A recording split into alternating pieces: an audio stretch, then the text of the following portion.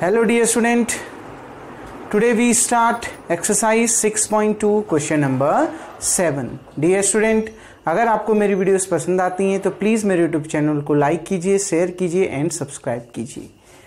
Dear student, देखिए 7th question क्या कह रहा है. आपने दिखाना है कि ये जो फंक्शन है वो इंक्रीजिंग फंक्शन है. किस डोमेन पर? x की वैल्यू जब -1 से बड़ी होगी तो इस डोमेन के लिए ये जो फंक्शन है ये क्या आएगा? इंक्रीजिंग फंक्शन आएगा. ये आपने दिखाना है. क्लियर? क्वेश्चन समझ गए? आपने ये दिखाना है कि ये फंक्शन इंक्रीजिंग आएगा जब x की वैल्यू -1 से बड़ी होगी. क्वेश्चन एक बार कंप्लीट क्लियर पढ़ लेते हैं. So that y equals to log 1 + x - 2x upon 2 + x comma x is greater than -1 is an increasing function of x throughout its domain. कहने का मतलब है जब x की वैल्यू -1 से बड़ी होगी तो ये फंक्शन इंक्रीजिंग फंक्शन होता है. ये हमने दिखाना है. तो बहुत आसान सा क्वेश्चन है. देखिए बच्चों, हमें ये गिवन है, इसको फर्स्ट फंक्शन मान लेते हैं और y को हम fx भी लिखते हैं. Differentiate equation 1 with respect to x. इसको x के रिस्पेक्ट में डिफरेंशिएट करते हैं. fx का डिफरेंशिएशन f'(x). बच्चों log 1 + x का डिफरेंशिएशन 1/1 + x. क्यों? क्योंकि d/dx ऑफ log x कितना होता है? 1/x. पढ़ा है ना बच्चों? क्लियर? अगर आप 1 + x का दोबारा डिफरेंशिएशन करोगे तो 1 का डिफरेंशिएशन 0, x का डिफरेंशिएशन 1, यानी इतना ही आएगा. 1/1 + x को अगर आप 1 से मल्टीप्लाई करोगे तो यही आएगा. क्लियर? इसका जब आप डिफरेंशिएशन करोगे बच्चों तो कौन सा वाला रूल लगेगा? डिवाइड वाला रूल लगेगा. तो डिनोमिनेटर का स्क्वायर 2 + x का whole square, denominator 2 + x, d/dx of numerator. बच्चों 2x का डिफरेंशिएशन कितना होता है? 2, क्योंकि 2 कांस्टेंट है, बाहर आ गया. x का 1, 2 × 1 2. क्लियर? माइनस उसके बाद न्यूमरेटर कितना? 2x. बच्चों d/dx ऑफ डिनोमिनेटर 2 + x का डिफरेंशिएशन करो. 2 का डिफरेंशिएशन 0, x का डिफरेंशिएशन 1. क्लियर? कैसे आया? समझ में आ गया? ठीक, डिवाइड वाला रूल लगाया है. डिनोमिनेटर का square, denominator d/dx of numerator minus numerator d/dx of denominator. बहुत सारे फॉर्मूले डिस्कस कर चुका हूं मैं 5th चैप्टर में. अब देखिए बच्चों, f'(x) equals to 1/1 + x minus, ध्यान से समझिए, इसको 2 से मल्टीप्लाई करता हूं. देखो ये तो 2 + x का होल स्क्वायर ठीक ही हो गया. 2 × 2 4 प्लस 2 × x 2x माइनस कितना बच्चों? 2x. अब देखिए अगर आप इसको सॉल्व करते हो तो 1/1 + x माइनस 2x से 2x क्या हो गया बच्चों? कैंसिल. कितना बचा? 4/2 + x का होल स्क्वायर. बच्चों डिनोमिनेटर देखिए, आप मल्टीप्लाई कर दीजिए 1 + x × 2 + x स्क्वायर. जैसे एलसीएम लेते हैं वैसे ही. ठीक, इनको मल्टीप्लाई कर दिया 1 + x × 2 + x का होल स्क्वायर. तो अब ये 2 + x का होल स्क्वायर इधर चला गया और ये 1 + x इधर चला गया. यही तो होगा. तो 2 + x का होल स्क्वायर × 1 कितना आएगा? 2 + x का होल स्क्वायर. क्रॉस मल्टीप्लाई कर दिया, ये यहां मल्टीप्लाई, ये यहां मल्टीप्लाई. क्लियर? माइनस, क्योंकि बीच में कौन सा साइन है? माइनस. 4 × 1 + x, 4 × 1 + x. अब देखिए बच्चों, ध्यान से समझिए, f'(x) इक्वल्स टू 2 + x का होल स्क्वायर, 2 + x का होल स्क्वायर माइनस. अच्छा एक काम करते हैं बच्चों, इसको एक्सपेंड कर लेते हैं. 2 का होल स्क्वायर कितना? 4 प्लस x का होल स्क्वायर कितना? x² प्लस देखो x² + y² + 2xy, a² + b² + 2ab. तो 2 का होल स्क्वायर 4 प्लस x का स्क्वायर प्लस 2 × 2 × x, यानी 2 × 2 कितना? 4, 4x आ गया. बच्चों a + b का होल स्क्वायर मालूम है ना? a² + b² + 2 × a × b, 2 × 2 × x यानी 4x. क्लियर? माइनस 4 × 1 4 आ गया, -4 कहने का मतलब ये देखिए 4 × x कितना? 4x. बाहर से माइनस है तो माइनस इंटू प्लस माइनस, तो -4x. क्लियर बच्चों?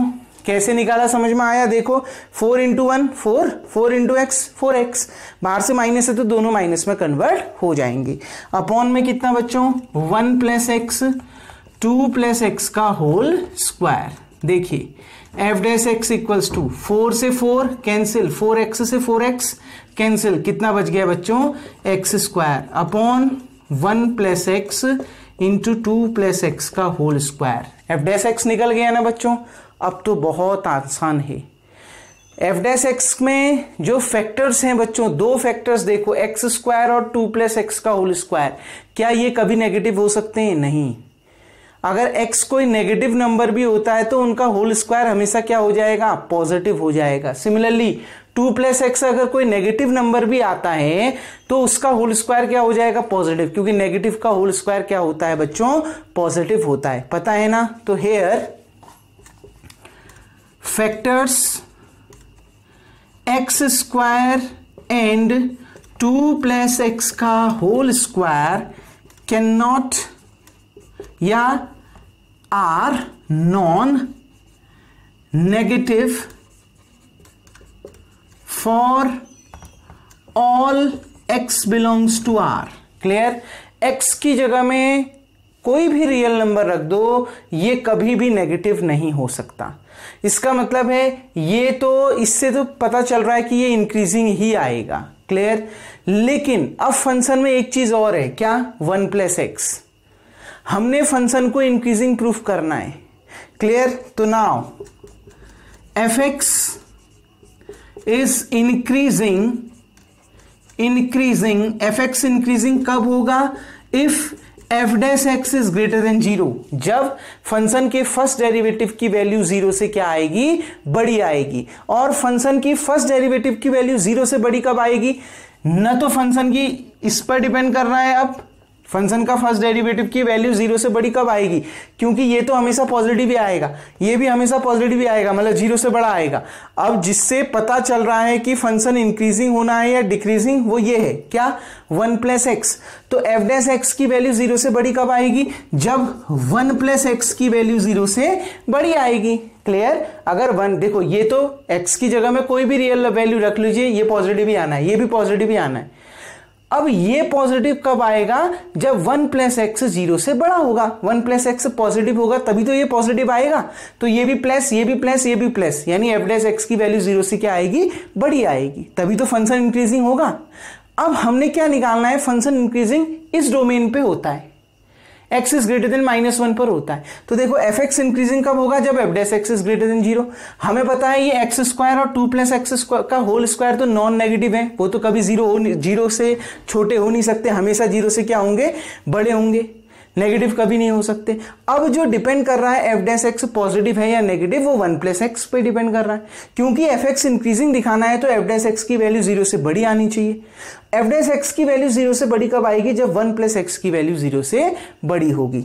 अब देखिए ये 1 को उधर ले गए तो -1, तो x इज ग्रेटर देन क्या आ गया?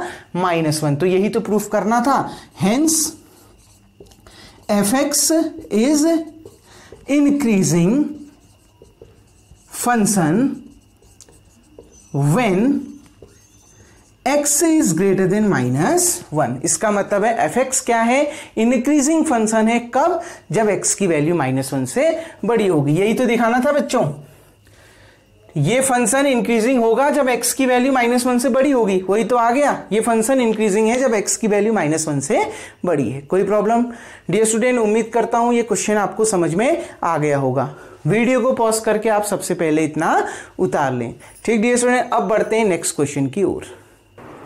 नाउ डियर स्टूडेंट, अब हम बढ़ते हैं क्वेश्चन नंबर 9 की ओर।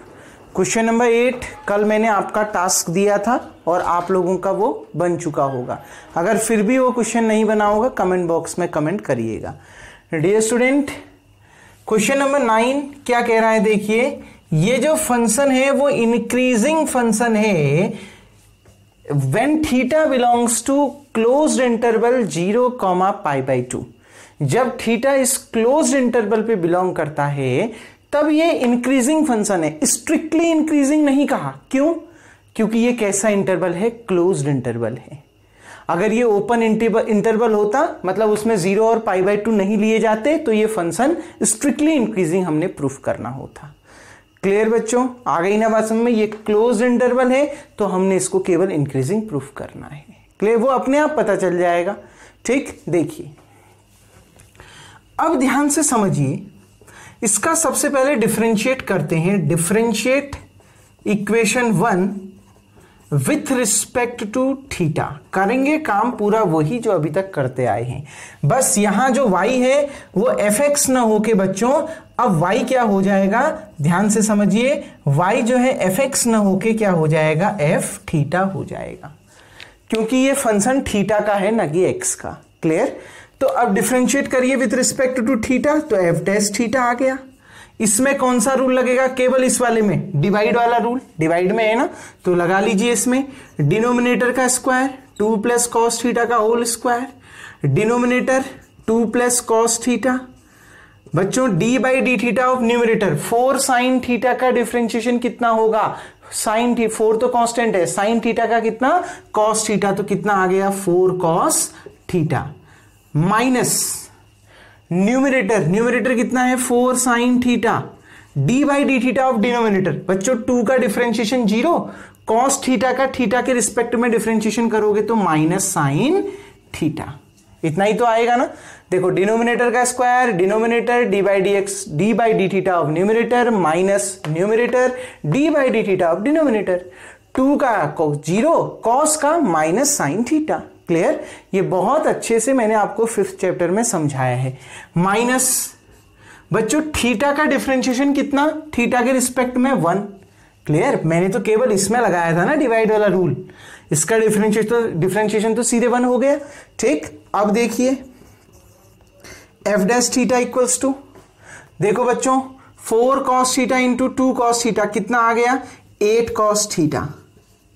Clear, 4 cos theta into cos theta कितना आ गया, 4 cos square theta, minus minus plus 4 sine theta into sine theta 4 sine square theta. Clear, upon में देखो बच्चों, इसके अपॉन में 1 है ना, तो दोनों के डिनोमिनेटर को मल्टीप्लाई कर दो, कितना आ गया 2 प्लस कॉस थीटा का होल स्क्वायर, जैसे एलसीएम लेते हैं। क्लियर, अब ये 1 इधर मल्टीप्लाई हो गया, 1 इधर मल्टीप्लाई हुआ तो कोई फर्क नहीं पड़ेगा, इतना ही आएगा, क्योंकि 1 को किसी भी नंबर से मल्टीप्लाई करो कोई फर्क नहीं पड़ता। आ गई ना बात समझ में। माइनस ये 2 प्लस कॉस थीटा का होल स्क्वायर 1 से मल्टीप्लाई हो गया, कितना आ जाएगा 2 प्लस कॉस थीटा का होल स्क्वायर। समझ में आया बात बच्चों, इतना आ गया ना समझ में। मैंने जैसे एलसीएम लेते हैं ना वैसे ही ले लिया, क्रॉस मल्टीप्लाई कर दिया, 1 को यहां मल्टीप्लाई कर दिया, कोई फर्क नहीं पड़ेगा, इतना ही आएगा। ये 2 प्लस कॉस थीटा के होल स्क्वायर को इधर मल्टीप्लाई कर दिया। ठीक, अब देखिए f dash theta equals to, बच्चों देखो 8 कॉस थीटा प्लस, बच्चों इन दोनों में से देखो 4 कॉमन आ रहा है, कितना बचा, cos square theta plus sine square theta. Clear, minus बच्चों इसका होल स्क्वायर कर दो, a का होल स्क्वायर 2 का होल स्क्वायर 4, b का square cos square theta plus 2ab, 2 into cos theta, 2 into 2 कितना 4 cos theta. Clear, a plus B का whole square लगा दिया, अब अपॉन में कितना 2 प्लस कॉस थीटा का होल स्क्वायर, तो F dash theta equals to कितना, देखो बच्चों 8 कॉस थीटा, ठीक, plus 4 cos square theta plus sine square theta equals to कितना 1, तो इसकी वैल्यू 1, 4 इंटू 1 कितना 4, माइनस देखो ये ब्रैकेट के अंदर सब प्लस में है, बाहर से माइनस का साइन है, तो जब ब्रैकेट हटेगा तो ब्रैकेट के अंदर सारे प्लस वाले माइनस में कन्वर्ट हो जाएंगे, यानी -4 minus cos square theta minus 4 cos theta. बच्चों 4 में से 4 कैंसिल, और अपॉन में कितना है 2 प्लस कॉस थीटा का होल स्क्वायर। देखो अब F dash theta equals to, बच्चों 8 कॉस थीटा में से 4 कॉस थीटा माइनस करो, कितना आ गया 4 कॉस थीटा माइनस कितना cos square theta upon 2 plus cos theta का होल स्क्वायर। देखिए बच्चों ऊपर से कॉस थीटा कॉमन आ रहा है, कॉस थीटा कॉमन आ गया, कितना बचा 4 माइनस कॉस थीटा कॉमन आ गया, कितना बचा cos theta upon 2 plus cos theta का होल स्क्वायर। क्लियर बच्चों, आ गई ना बात समझ में? यहां तक समझ में आ गया? वीडियो को पॉज करके बच्चों सबसे पहले आप इतना उतार लेंगे। नाउ डियर स्टूडेंट, अब इसके आगे देखते हैं। अब देखिए जो काम होना है यहीं से होना है। अब हमने इसको इंक्रीजिंग फंक्शन प्रूफ करना है क्लोज्ड इंटरवल 0,π/2 पर। मतलब हमने ये देखना है कि इस क्लोज्ड इंटरवल 0,π/2 पर इस एफ डैश थीटा की वैल्यू 0 से बड़ी आनी चाहिए। बिल्कुल। देखो बच्चों, इसके हर पार्ट को पहले समझते हैं। देखिए, we have 2 plus cos theta का whole square. We know 2 plus cos theta का whole square is always positive when theta belongs to 0,π/2। हमें पता है 2 प्लस कॉस थीटा का होल स्क्वायर हमेशा ही पॉजिटिव आएगा जब थीटा बिलोंग करेगा 0 to π/2 के बीच में। इस क्लोज इंटरवल पर जब थीटा होगा तो ये हमेशा पॉजिटिव आएगा, क्योंकि ये फर्स्ट क्वाड्रेंट है बच्चों। फर्स्ट क्वाड्रेंट में कॉस की वैल्यू पॉजिटिव होती है, सारी वैल्यू पॉजिटिव होती है। क्लियर? तो देखिए, फर्स्ट क्वाड्रेंट है तो ये कॉस पॉजिटिव आएगा। कॉस 0 की वैल्यू 1 होती है, 2 + 1 3 का होल स्क्वायर। कॉस 90 0 होता है, 2 का होल स्क्वायर 4। आ गई ना बात समझ में? एफ डैश थीटा की वैल्यू जो भी आ रही है, मतलब ये 2 प्लस कॉस थीटा के होल स्क्वायर की जो वैल्यू आ रही है वो हमेशा क्या आ रही है? पॉजिटिव आ रही है। क्लियर? आ गई ना बात समझ में? कुछ भी रख दो, इसके बीच के इंटरवल भी रख दो, ये पॉजिटिव आएगा, क्योंकि फर्स्ट क्वाड्रेंट में कॉस की वैल्यू पॉजिटिव होती है। और वैसे भी ये तो होल स्क्वायर निकाल रहे हो तो हमेशा क्या होगी? पॉजिटिव होगी। इतना पता चल गया ना, ये पॉजिटिव है। अब ऊपर न्यूमरेटर को देखो। We also know when theta belongs to 0 to π/2, ठीक, जब थीटा बिलोंग करेगा 0 to π/2 पर, then cos theta is always be positive और 0। ये एक नया चीज आ गई। जब थीटा बिलोंग करेगा 0 से π/2 के बीच में, इस क्लोज इंटरवल में जब थीटा बिलोंग करेगा, तो बच्चों ये जो कॉस थीटा दिख रहा है वो या तो हमेशा पॉजिटिव होगा या तो 0 के बराबर होगा। अब 0 आ गया ना, 0 का मतलब है कांस्टेंट आ गया। आ रही है ना बात समझ में? ये 0 आ गया। आप 0 ना तो नेगेटिव होता है ना पॉजिटिव हो रहा है, मतलब आपका कम हो रहा है लेकिन नेगेटिव नहीं बढ़ रहा है। एफ डैश थीटा की वैल्यू नेगेटिव नहीं हो रही, 0 हो रही है। आ गई ना बात समझ में? अगर 0 नहीं होती, हमेशा पॉजिटिव आती, तो हम क्या कहते हैं? स्ट्रिक्टली इंक्रीजिंग है, मतलब इंक्रीजिंग ही है फंक्शन। नेगेटिव तो कभी हो ही नहीं रहा, 0 भी नहीं हो रहा। लेकिन इस केस में जब थीटा बिलोंग्स कर रहा है 0 to π/2 के बीच में, तो जो ये कॉस थीटा है वो 0 हो जा रहा है। अगर ये कॉस थीटा कहीं ना कहीं, मतलब किसी थीटा की वैल्यू पर कॉस थीटा की वैल्यू 0 भी हो सकती है। अगर ये कॉस थीटा की वैल्यू 0 हो गई तो ये पूरे फंक्शन की वैल्यू एफ डैश थीटा की वैल्यू क्या हो जाएगी? 0। मतलब वो ना तो बढ़ ही रहा है, फिर कहने का मतलब वो ना तो पॉजिटिव है ना नेगेटिव है, वो 0 में आ गया आप। क्लियर? मतलब घट तो नहीं रहा है ना, 0 से छोटा तो नहीं है। अगर 0 से छोटा होगा तब आप डिक्रीजिंग कहोगे, 0 है तो इंक्रीजिंग में आएगा। क्यों? क्योंकि एक वैल्यू, थीटा की एक वैल्यू पर एफ डैश थीटा 0 आ रहा है, लेकिन बाकी सारी वैल्यू में तो 0 से बड़ा आ रहा है ना। क्लियर? उसको आप स्ट्रिक्टली इंक्रीजिंग नहीं कहेंगे, लेकिन इंक्रीजिंग कह सकते हैं। क्लियर? लेकिन अभी वो दूर की बात है। देखिए, अब मैंने क्यों कहा कॉस थीटा हमेशा पॉजिटिव या फिर 0 आएगा? देखो 0 to π/2 फर्स्ट क्वाड्रेंट होता है, और फर्स्ट क्वाड्रेंट में कॉस थीटा हमेशा क्या आता है? पॉजिटिव आता है। लेकिन अगर आप 0 पे निकालो, अगर आप थीटा इक्वल टू 0 पे निकालो, क्योंकि इनमें भी तो निकालोगे ना, क्लोज्ड इंटरवल में ये पॉइंट भी आ जाते हैं। कॉस 0 की वैल्यू तो 1 होती है, लेकिन अगर π/2 रख दोगे थीटा की जगह में तो कॉस π/2 क्या हो जाता है? 0 हो जाता है। क्लियर? तब कॉस थीटा, जब थीटा बिलोंग करेगा इस क्लोज इंटरवल पे, तो कॉस थीटा या तो हमेशा पॉजिटिव होगा या फिर क्या हो जाएगा? कभी 0 भी हो जाएगा। क्लियर? आ गई ना बात समझ में? अब इसकी बात देखो। Now when theta belongs to close interval 0 to π/2, then 4 minus cos theta is always be positive. अब ऐसा क्यों कहा? Because when theta belongs to closed interval 0 to π/2, then cos theta is greater than equal to 0 but less than and equal to 1। Clear? अगर क्या बोला बच्चों, ध्यान से देखो, अगर थीटा बिलोंग करता है इस क्लोज्ड इंटरवल पे तो cos थीटा की जो वैल्यू है वो 0 से 1 तक हो सकती है। 0 भी हो सकती है, 0 से बड़ी हो सकती है, और मैक्सिमम कितनी हो सकती है? 1। फर्स्ट क्वाड्रेंट में cos की मैक्सिमम वैल्यू 1 हो सकती है और मिनिमम वैल्यू 0 हो सकती है, पता है ना हमें।